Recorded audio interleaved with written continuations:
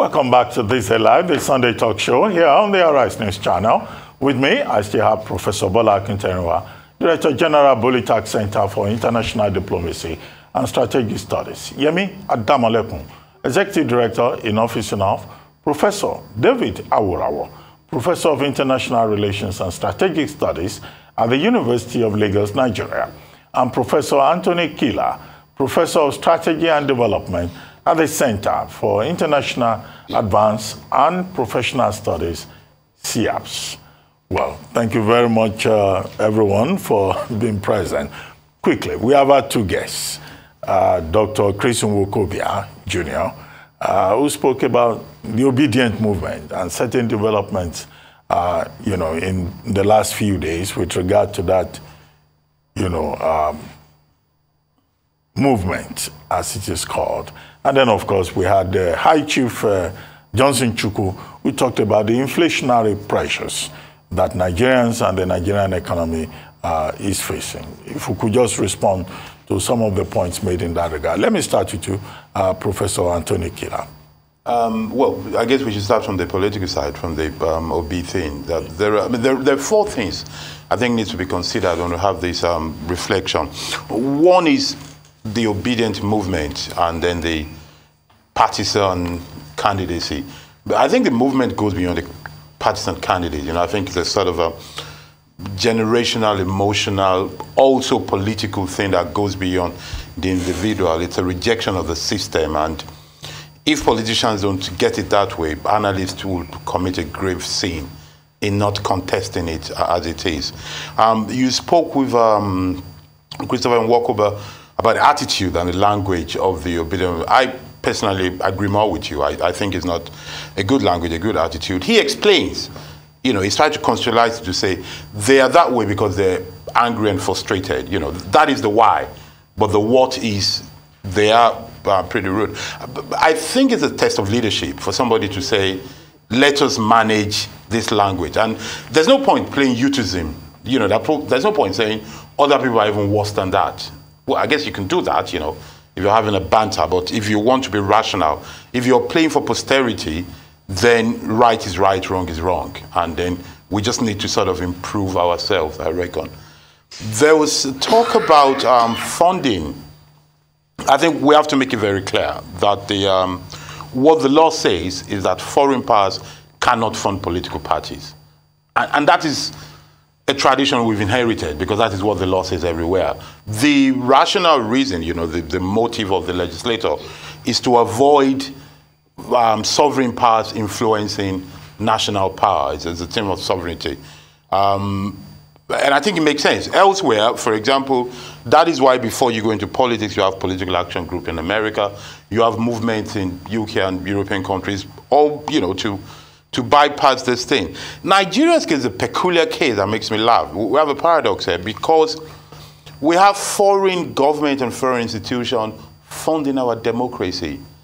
There's democratic awareness being funded by DFID.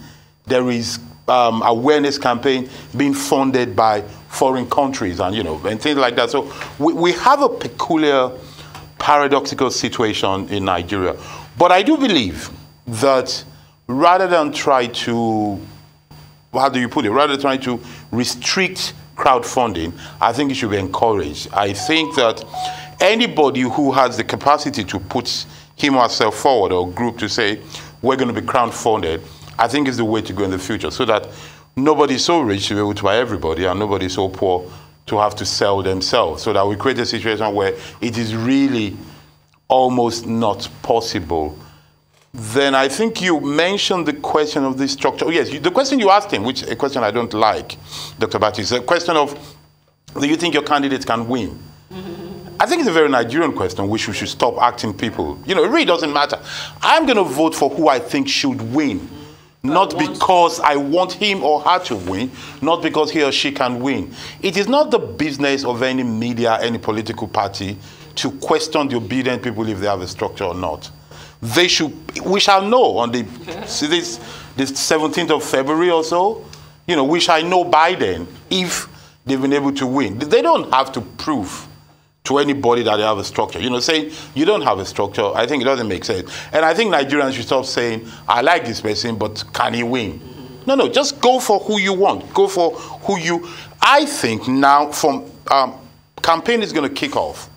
And I think 29th or so of 28th of September. I think each individual should look at themselves and create 5 cardinal points for themselves and say, this is what matters to me in the next 4 years. So let me go and look for the party, the candidate that can respond to my thing.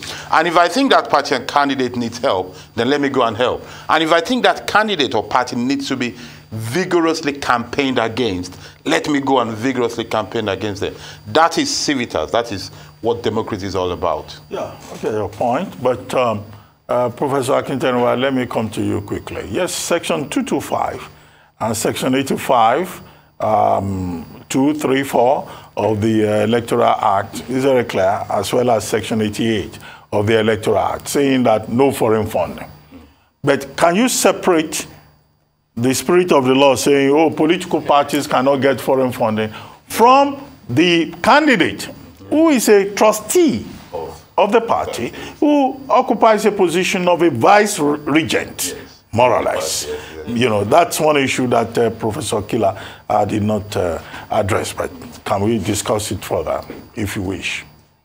The issue of funding is a little bit thought-provoking intellectually. First of all, how do you define a foreigner in this particular case? If Nigerians decide to go and live abroad, either as a permanent resident of the United States or elsewhere, all along, the Nigerian holds dual citizenship. The validity of the Nigerian citizenship is still there. He cannot be considered a foreigner. If that individual decides now to fund, to join in providing money, how do we explain the illegality at that particular level? Second issue, the law itself cannot be ambiguous. It is the factor of individuality that the law is talking about. It is the issue of political party. Now, if one is taking money on the basis of individuality, how can we be talking about illegality? But in essence, Professor Killer rightly pointed out the de facto cases where foreign institutions, foreign bodies are funding some democratic activities. Now, if that one is already condoned, is in practice, then in which way are we going to, on the one hand, condone foreign funding, then with another stretch of hand, criticizing that? You see, I quite agree with the idea that no one can stop, quote and unquote, crowd funding. You can't stop that. You are a party member, you want to contribute, fine. Where you are located cannot prevent your membership of a party, your citizenship of Nigeria. Your location will not prevent that particular funding. So the principle of ius soli, that is venue of activity, cannot be an issue, cannot be legitimately given. Yes. Now, when you look at other issue, you look at the issue of language. I don't subscribe to the argument of my brother Professor Killer here. Now, I like the many proverbs given by Chris Nwakobia. He reminded me about the situation in Nigeria whereby you stole money. We are asking questions about this stealing. The next thing you say, snakes, termites, they stole.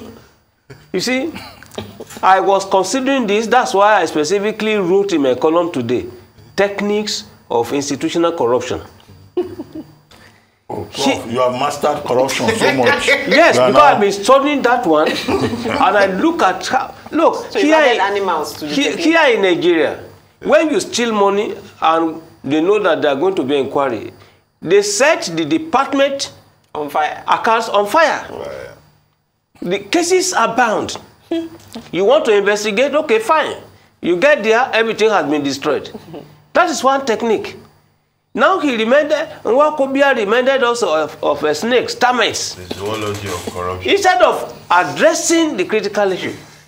So now, if the obedience are angered by this, by sympathy, I am obedient. By sympathy. Because we are in a situation whereby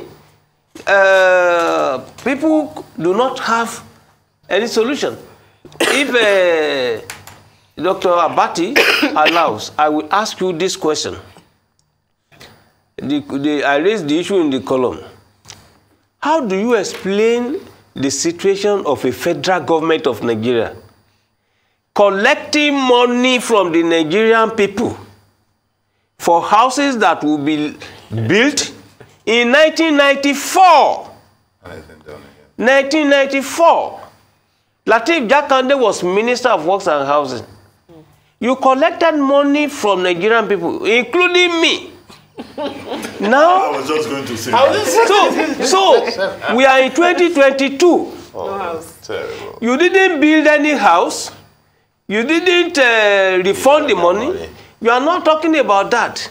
And then the same federal government, all the federal governments since that particular time, you will not be talking about armed bandits, terrorists, corrupt people. Who is more terroristic? Who is a better armed robber? It's the federal government. So when people use foul language, etc., along, please, you cannot blame the obedience in this case. That's where I disagree with this man, Professor. Let me come to you. Maybe you will talk about this rampaging poverty and inflation in the land. And also... I think I want to Dr. Killer. I want to talk about obedience and language. I mean, I think there are issues because context, and it's very interesting that the context for obedience and language focuses on social media. I'm yet to listen to any media reportage talk about obedience at a rally, being rude or being dismissive or any physical event. Now, the interesting thing about social media is anybody, APC, PDP, any party, can put a Labour logo, put Peter Obi's face as their DP, and say utter rubbish. Including persons with all these funny phones. Yes. You know, everybody is there. Precisely. They carry a 15,000 naira phone. They are disturbing everybody. Well, that's what social media does. When there are no other platforms that people can express themselves freely, you actually push people to a platform that's free and allows them that freedom. So I think for me, I defend obedience to a certain degree by saying that not everybody on social media that poses as an obedient and speaks rubbish is truly an obedient. So it's a disservice. Now, if everybody says we attended their rally, they were insultive, or there was a gathering and there was, so then you can say it is a trend within the movement. But if it's only social media, I'll address that with a bit of caution. Now, the funding thing I think is very interesting. Yes, we don't want foreign governments to fund a coup or fund a government, but as we rightly be said, foreign governments are funding quite a number of things, from technical assistance to ministers, to technical assistance within the presidency, to INEC, thank you very much, to even something I found out last week, which I thought was very interesting. They're actually funding a database of CSOs that will be back-ended into CAC and FIRS that's being funded by a foreign government. So we're very selective in what we collect money from foreign governments to fund. But however, okay, so they can't fund political parties, okay. The legal terminology you used about funding candidates around vice regents and all that, maybe you can explain that one. But I think more importantly, which is the easiest way, is let them fund support groups. So there's Nigerians in the diaspora who fund support groups in Nigeria for Peter Obi. There's no law against that. They can channel that money to pay for, because ultimately you're raising money to do what? To do rallies, to do. It's not legal. It's the way the law allows you to do it. So that's the way around. Because ultimately, because the truth of the matter is, ultimately you want to give people an opportunity who you refused the opportunity to vote, to participate in the process. So if I cannot vote, but I can send money to support my candidates, what is it? We're printing t-shirts, printing face cap, printing whatever. Is it that APC doesn't do it? Is it because, and I think the issue now is because the Labour announced that they were going to do it. In the past, if APC collected money from Nigerians, Tinubu support group in America, and they funneled it without an announcement, nobody knows. So I think it's because they announced it that's actually making them object of scrutiny. And then the point about the lawsuits, and I think, I mean, there's so many people that need lawyers in Nigeria, pro bono lawyers. Please, these 10 lawyers that went to court, there are people in jail. Even NSAS people, there's still some of them in jail that need lawyers. So if you really don't have anything to do, and you need work, please go to any jail in this country. There are people who will need your services. Like going to court to say, and I think for me, what even struck me is that even if you wanted to say that there was a significance to the Lekki toll gate because of NSAS and the killings there, you said they shouldn't even be allowed to gather anywhere in Lagos State. I mean, really, they obviously are quite jobless.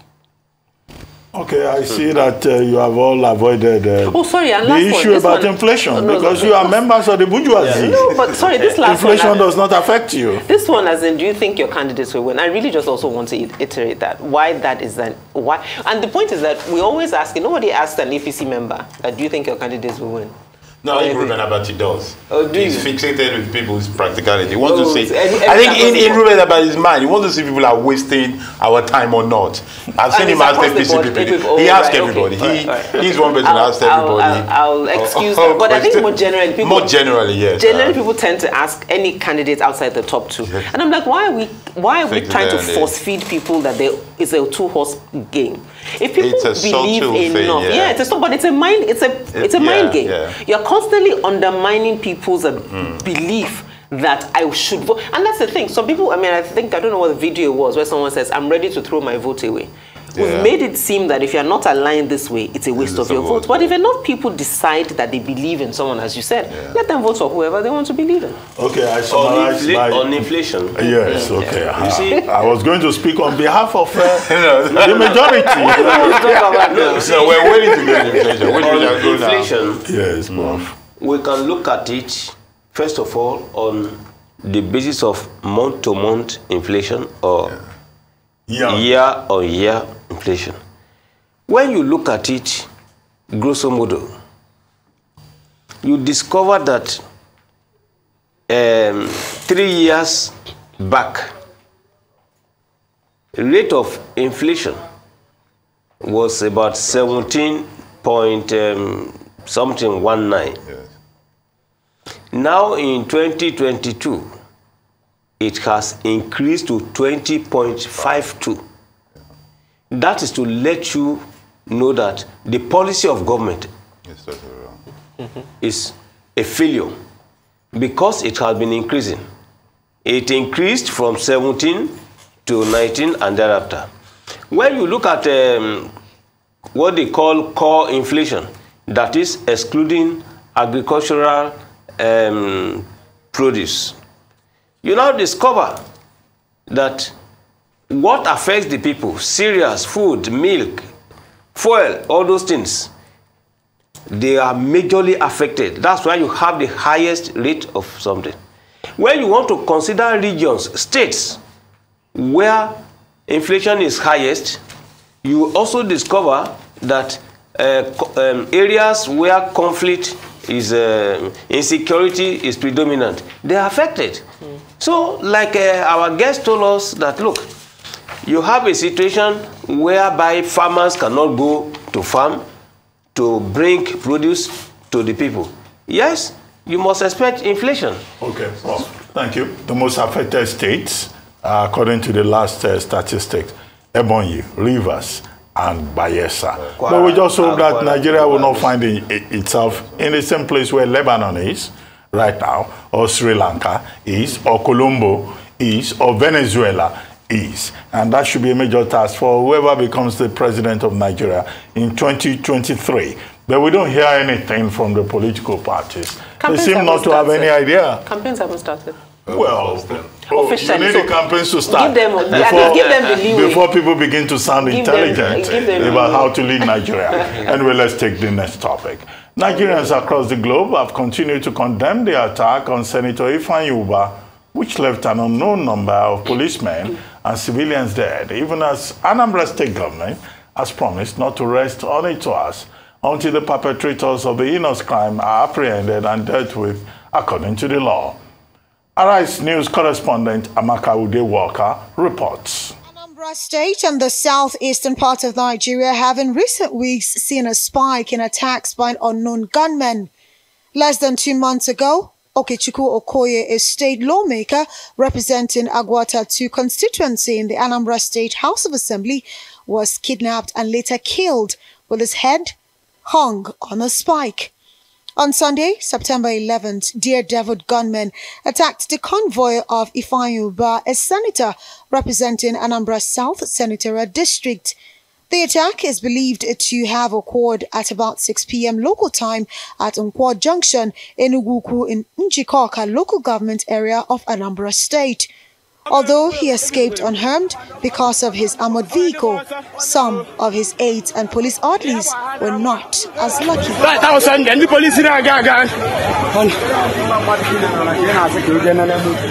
According to eyewitnesses, the convoy was ambushed by heavily armed men who opened fire from all directions. The police public relations officer in Anambra State, Tochukwu Ikenga, says the commissioner of police had earlier led operatives to the scene and will remain on ground while making frantic efforts to identify the culprits and get to the root of the killings. While condemning the attack and killings, Anambra State Governor Charles Soludo describes the attack as a last-ditch effort by a sinking boat, which he says will not deter him from winning the battle against criminal elements in the state. And although the exact number of casualties in the attack remain unknown, the bodies of at least 5 people, including some policemen, have been recovered. The Nigerian government has repeatedly blamed the outlawed indigenous people of Biafra through the Eastern Security Network for attacks in the southeast, but the group has denied any involvement in the killings. President Muhammadu Buhari, who is visiting neighboring Imo State on Tuesday, had last month given an order to security chiefs to wipe out insecurity in all parts of the country. Amaka Ude-Walker, Arise News. Well, it's political season again.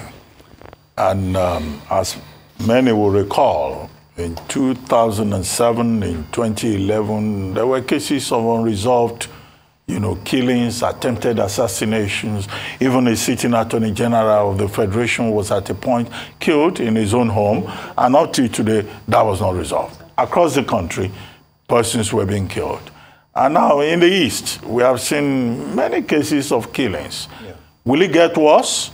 Last year, Dr. Chike Akunyele, husband of Dr. Dora Akunyele, was murdered. He too was returning from an event. Senator Ifeanyi Ubah and his friend who was with him, they were lucky, but their security aides were not so lucky. They were killed. Campaigns will start September 28. What should be done to make sure that we don't go through another cycle of unresolved assassinations as the politicians try to do battle, seeking positions and trying to win? Okay. No, please go ahead. Well, I think we should start from what we shouldn't do. I mean, we should learn to count. How can people be shot and killed and wounded and we're saying unknown numbers? There is something annoyingly incompetent about that. No matter how chaotic, it's been about a week now that it's happened, which they should be able to count because the convoy that went with the senator would have been listed somewhere, signed somewhere. They should be able to see who's missing. There's some basic things that we do that does not help matter. Another thing we need to stop doing or we need to learn to do is to understand the gravity and the context of our situation. Yes, there's political killings, but the truth of the matter here is that what is happening in that state, in the southeast, is a battle of sovereignty. The state is losing its sovereignty over there. The power to manage the territory is being eroded, or if not totally eroded there. As we all know, and as facts show, public officials in Nigeria travel as if they're going to war. They go with convoys that disturb people who are going for their normal lives, but you see why they do it. But the problem here is that, notwithstanding all that, they're still being attacked. So the country is at war. That region is at war. It is dealing with people who are daring enough to go out in broad daylight, 6 p.m. they say, in broad daylight to go and attack a convoy that is heavily armed. They're not criminal or micro-criminal activities. This is a planned attack which shows that they can dare the state. So what do? We need to realize that we are in a grave situation and that the country is at war. The visitor-in-chief, the commander-in-chief, who is going about visiting President Buhari, needs to know that beyond visiting, because it appears the only thing this president is doing successfully is visiting. Besides visiting up and down, he needs to sit down and say, we are in trouble, let us deal with it like a war. Not insecurity, not problem of criminality. This is a group of people daring the state, and that is war. Okay, visitor-in-chief, was that deliberate or a slip of the tongue? I think the Fredo. Yeah, you know, because the president is in charge. He's commander, not a visitor. Not a visitor-in-chief. Anyway, let me continue. He visits a lot, so he's saying he's a visitor-in-chief. I think for me, the slight difference is that the president has shown consistently that he's not going to do anything about it. He's not going to change his tactic. He's not going to change his posture. He even said he's done his best at some point. Exactly that. I'm just ready to go back to my cows. All of you, stop stressing me. So when a president and so-called commander-in-chief not only says that with his body language, no, which not is so-called commander-in-chief. No, I'm sorry. He's not acting like one. And I will repeat what I said. So-called commander-in-chief. If he's saying this not only in his body language, which is what they said we should be reading before, now he has moved it to actually verbally telling us that I'm not commanding nothing. I am tired. I have done 7 years. I want to go home to my cows. So now, if the person who is supposed to lead... That's hate speech, you mean? No, it's not hate speech. I'm repeating what the president said. Is going to his That's cows. what he said. No, the president said so. You didn't listen to it? Please. You didn't hear that politically correct. Don't mind him. In his efforts to defend... He's used to defending presidents. Don't mind, not even that. Even in his efforts to defend, he is now even saying misinformation plus disinformation. The two both of them. Anyway, I'm not sick for you this afternoon. So, our so-called commander-in-chief is not commanding anything. Now, but my question then is, where does that leave the rest of the country? The vice president can't do anything. NSA can't do anything. Head of army won't do anything. So honestly, where does that leave us? And as you rightly said, campaigns start in 2 weeks. All of them move around with a mini army. Yeah. So everybody is being guarded by their own mini army. Yeah. Who's guarding the rest of us? And for me, that therein is a concern. Right. And then one vacuum. Yeah, exactly. So that's a huge vacuum for more chaos, but also then more concern around what then changes in our narrative. And when does somebody say, and who will then say that, look, this thing is not sustainable. We're actually destroying ourselves. Not only the fact that, I think Nigeria still holds the record for the highest number of small arms in the West African sub-region. Yeah. And as we go into elections, that will also probably increase. So where does that leave us? Now the northern, I think I saw a news report recently that the northern governors are now supporting state police. Yes. What we've been talking about since they have now opened eye, but let's see. Well, they're welcome to it. It's a good thing. It is, but I'm saying... It's gone mainstream. Now, the point is, we're not in a time to actually implement that. That's my concern. No, it's for 2023. Exactly. It's the same way the APC was for restructuring. We're still waiting. Well, you see, in academic hypothesis, it is assumed that this is one truth. But you need to carry out some further researches to test, to prove the extent of veracity of your observation. In the context of insecurity, in the context of which leeway to consider, for as long as we refuse to have a good hypothesis regarding why there is recidivist insecurity in Nigeria, there cannot be any good leeway. Explain differently. For instance, I want to strongly believe that Muammar Gaddafi told us, he said, and I quote, there will never be any enduring peace in Nigeria until Nigeria is divided into Muslim North and Christian South. End of quote. Now, my concern with this is that what prompted him? What are the dynamics? Literature has shown that the federal government summoned the Libyan ambassador to come and explain, to come and do, an explanation on this. But we never had anything thereafter. Muammar Gaddafi has died. Now, what is happening is that... Quite rude of him to die without explaining why. Well, he told us the government intervened, but what we have seen now is that we have insurgents, different people, that came from both Niger, Libya, to Nigeria.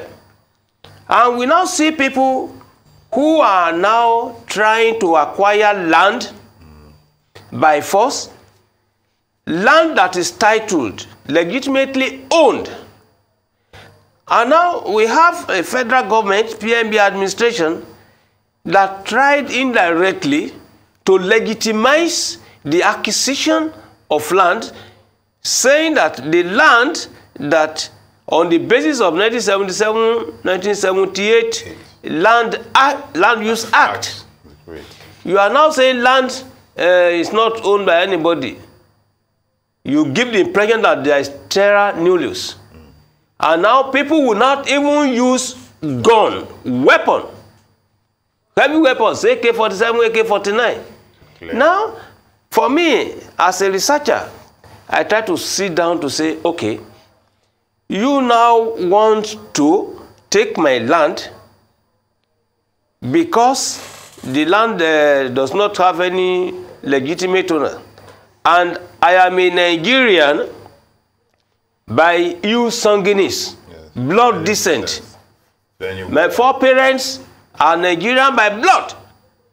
I'm not only born in Nigeria, but born of descendants that are Nigerians. But can we relate all of this to the security challenge that we face ahead of the elections? That is where the issue is. If you do not accept that we have critical reasons why insecurity is existing, you won't find any solution.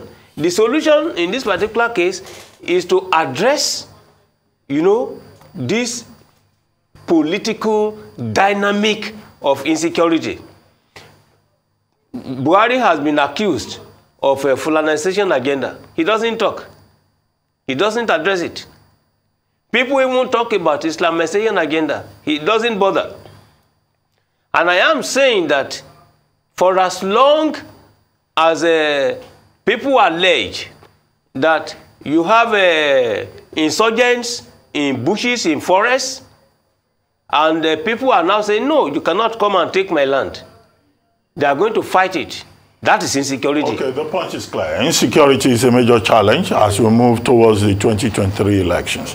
And just as ethnicity, religion, and other issues are problematic, the state also has a responsibility to address the security challenge, to prevent a situation where persons will be killed, attacked, or, there will be unnecessary violence because some people want to achieve their individual ambitions. The political will must be there. That's the point. We just take the principle as it is, whether it's in the east or the south or wherever. The leadership of the National Association of Nigerian Students, NANS, in Nigeria's southwest on Tuesday last week, disrupted the movement of vehicles along the Lagos-Ibadan Expressway, while protesting the 7-month strike by members of the Academic Staff Union of Universities, ASU.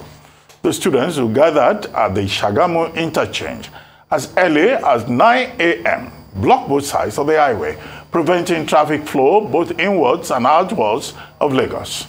Many travelers were trapped and commercial activities grounded following the protest, which lasted over 6 hours.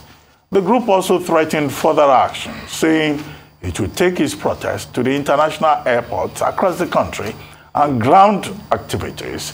In fact, the new NANS leadership is saying from tomorrow, September 19th, airports across the country will be shut down, just to create a situation whereby the bourgeoisie, the Nigerian elite, the same proverbial elite, will begin to feel the pains that students also feel. The federal government not been able so far to resolve the conflict with ASU, and now the matter has even gone to the National Industrial Court, the Court of Justice P.I. Aman. And then we have this major challenge, university students saying there will be no movement forward anywhere, and that because of that, government must just solve this problem. Students haven't stayed at home for more than 210 days in 1 year. Well, I understand Professor David Awurawo is with us. He's one of the victims of this dilemma that I have just... no, he's a victim. He has not collected salary for 7 months. Okay. Professor Awurawo, over to you. Are you an instigator or a victim? Where do you stand with regard to the position of Nigerian students? Of course, I'm a victim. And yes, I'm a victim. And I feel for them. We've said this several times. How can we keep our children at home for 7 months and we can sleep well? How can universities be shut for 7 months and we can sleep well? This is just this is not how a country should be administered at all. We just spoke of the case that is before that at the industrial court now. We are hearing that the federal government might withdraw the case. That is the best course of action. They should withdraw the case, take up the report of the NIBRICS committee and implement it. The entire amount of money required to implement what the committee has recommended is less than ₦1 trillion. ₦1 trillion is a lot of money, but when you compare that to what we spend on subsidy, 4.6 trillion in less than a year, you begin to wonder whether there is no problem with, decision making and the method of allocation of resources. After all, one definition of politics is who gets what, when, and how. How can university education be so neglected that we have a strike that has gone on for over 7 months, and this is the 8th month running now, and we seem fine. We've talked about this over and over again. In the course of the week, the president met with the pro-chancellors of some universities, and they've told him they should go and increase what they have offered ASU, as recommended by that NIBRICS committee's report, and also rescind the no work, no pay policy, and of course attend to the other issues that ASU has raised so that the schools can open. Just like Femi Falana said in court on Friday, this crisis can be resolved in 1 day. And of course, President Jonathan has also said that, in several of his communications recently, it can be resolved in 1 day if the government, takes the right decision and, develops the willpower to be able to act rightly. So our appeal is for President Muhammadu Buhari to listen to what the pro-chancellors, expressed when he met with them on Friday, that there should be more funding for the universities. They should up what they have offered ASU in terms of, salaries and all that. They should look into the other, recommendations of the NIBRICS committee so that the strike can be called off probably next week and the students can go back to school. I know of many of these children who have developed mental health issues. Some of them are missing. Several problems that this strike has caused. And the time to end the strike is now. I said the other time that Nigerian universities are ranking very low at international level because of this neglect. we cannot attract manpower from across the world. We heard that in the course of the past couple of days, University of Ibadan is now among the first 1,000. And we are jubilated. But the report that was presented by the president in the course of the week indicated that, oh, we are doing well because University of Ibadan has made among the first 1,000. Can you imagine that? Just one university in Nigeria making the top 1,000 universities in the world. We have more than a dozen South African universities on that list. And Nigeria has just one, and we are jubilating. It speaks to how much the university have been neglected and the urgency with which the government should pay attention to the university so that the strike can be called off and everybody can move on from next week. The students want to take over the airport. We appeal to them. We appeal to government to do the right thing.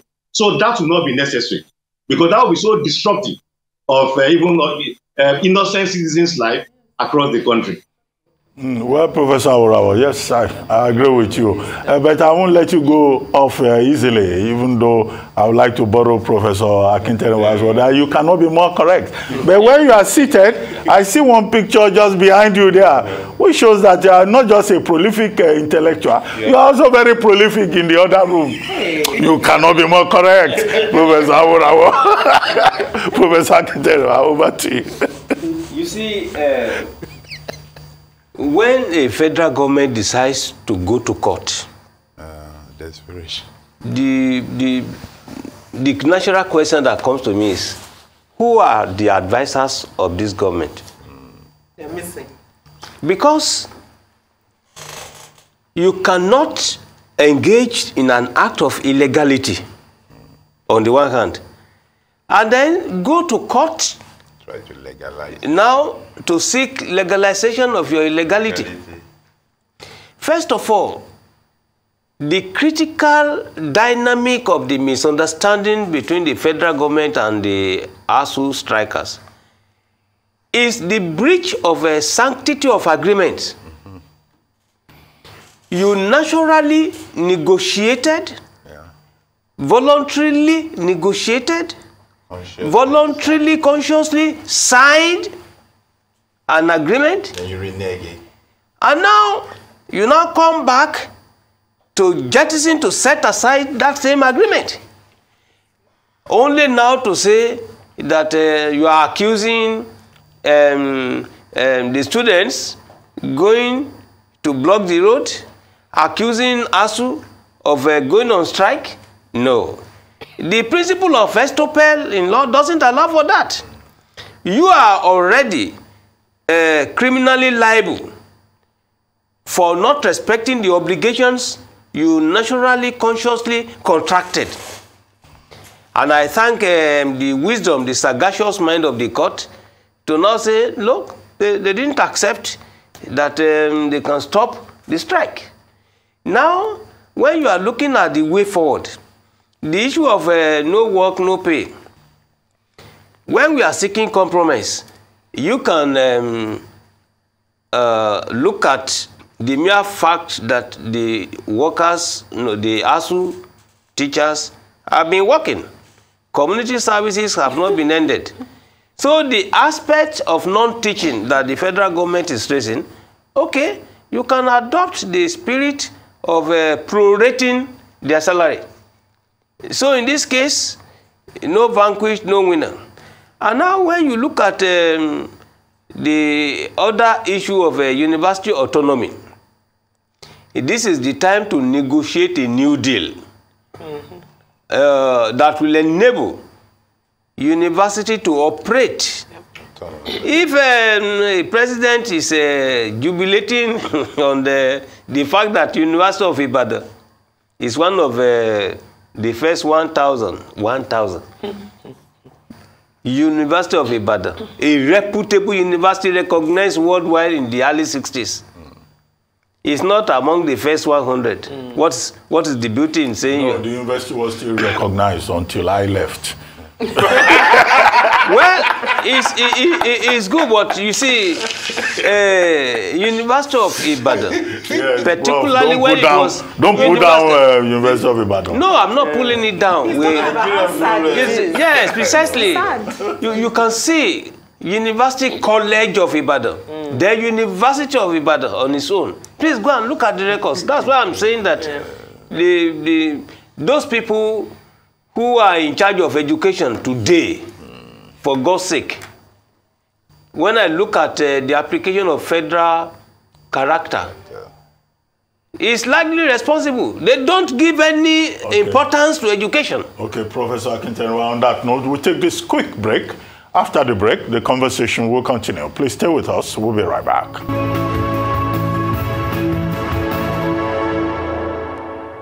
Welcome back to This Day Live, the Sunday talk show here on the Arise News channel. Before we went on that break, we were talking about the threat by Nigerian students to bring to an end the over 7 months strike by the Academic Staff Union of Universities. And tomorrow, they're saying they will shut down airports in the country, as they shut down some expressways a few days ago in the country. Well, I'd listened to Professor Awurawa and Professor Akintenwa. Let me come to you, Professor Anthony Kela. Well, very quickly, let me start here and say a big thank you to you. You do the general public a big favor by hinting at the reason why people protest and strike and block the road. The reason why a group, which is part of the whole, will block the general interest is to call attention of the whole to the plight of a part, so that people can see that you're quiet about this and, you know, this is happening to us. And I think it says a lot about our society, the fact that this strike has gone so long. You know, the parents, the students, their friends and family, how influential are they? How many are they that they cannot get the government and their professors to listen to them? You know, it worries me. And because it says how much we prioritize education. We do not see it as so important, never mind incompetence, even symbolically, because in this case, all the government needed to do was to throw money at them. I understand it's $1 trillion point something. Professor Awurawa says less than $1 trillion. They can just give them a part of it now and promise later, but you know, they've refused to do anything. It tells you how we prioritize education.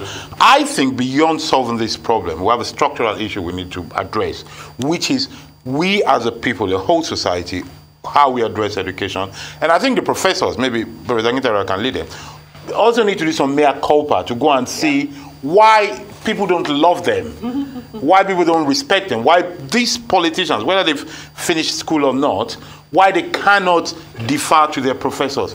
Elsewhere in the world, and I have sat in academy in over 3 countries, politicians and everybody defers to their teacher. There's something strange and wrong in Nigeria, and I think beyond this, we need to think about that.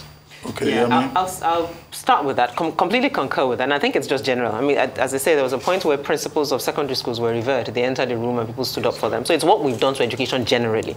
And it's just also that the political class has consistently shown that they really don't care for people who think and for people who can challenge them, and that's where we are. But I think to Professor Akintenwa's point, which would be my sort of summary, it's going to be 13 years since that 2009 agreement. And these are professors, and we're still doing the same thing. I think if they don't use this opportunity to renegotiate how tertiary education is funded in Nigeria and managed, and it's an honest conversation that neither the government nor ASU want to have. Now, if we are serious about that, look, because at your point, we've been protesting for 7 months. First, they said it's all or nothing. Now, to your point, if they now give them a bit, which is what they normally do, then what then was the point of the 7 months?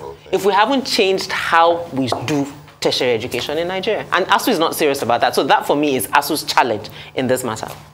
Okay, let's take our final subject of the day. Nigeria's Vice President, Professor Yemi Osinbajo, is in London for the funeral of Queen Elizabeth II. Professor Osinbajo went to London to represent Nigeria at the burial of the monarch, which is scheduled for tomorrow, Monday. Osinbajo, who departed Nigeria on Saturday, is also expected to hold bilateral meetings with the UK Foreign Secretary James Cleverly. In a related development, thousands of people have continued to line up around the clock to fight past the Queen's coffin as it lies in state at Parliament's Westminster Hall. The miles-long queue is expected to be closed to new arrivals later Sunday, so that everyone in line can fight past the coffin before tomorrow morning, when it will be borne on a gun carriage to Westminster Abbey for the funeral. The funeral marks the end of 10 days of national mourning, and the day will be a public holiday across the United Kingdom.